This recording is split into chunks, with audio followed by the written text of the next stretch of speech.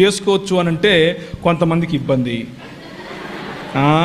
అబ్బా ఈయన కన్నేనరా అంటారు. చేసుకోకూడదంటే ఇంకొందరికి ఇబ్బంది. అన్నం అట్లా చెప్పి వెళ్ళిపోయాడు అంటారు. ఏం చేయాలి ఇప్పుడు? నేను ఏం చేస్తానంటే నేనేం చేశానో చెప్తాను, అయిపోయిందిలా. ఏమంటారు?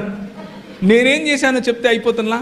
నేను 2000 సంవత్సరం నుండి 2011 సంవత్సరం వరకు మధ్యప్రదేశ్లో ఇందోర్ అనే పట్టణంలో మిషనరీగా ఉన్నాను.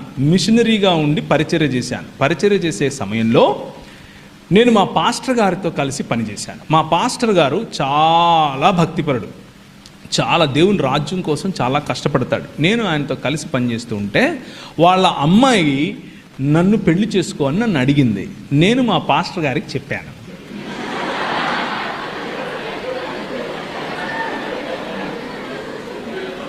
రెండు కలిపే కదా, కలిపానా లేదా? చూసారా? అందుకే ట్రిక్కీ క్వశ్చన్లు మీకే కాదమ్మా, మాకు తెలుసు. నేను మా పాస్టర్ గారికి చెప్పాను, అయ్యా మరి ఆమె నన్ను పెళ్లి చేసుకోమని అడుగుతా ఉంది, మీరు ఓకే అంటే సమయం తీసుకుని మా ఇద్దరికి కౌన్సిలింగ్ ఇవ్వండి, మేము పెళ్లి చేసుకుంటాం. లేకపోతే రేపటి నుంచి మళ్ళా దాన్ని ఏమంటారు, ఎవరికి వారే యమునా తీరే అని చెప్పాను.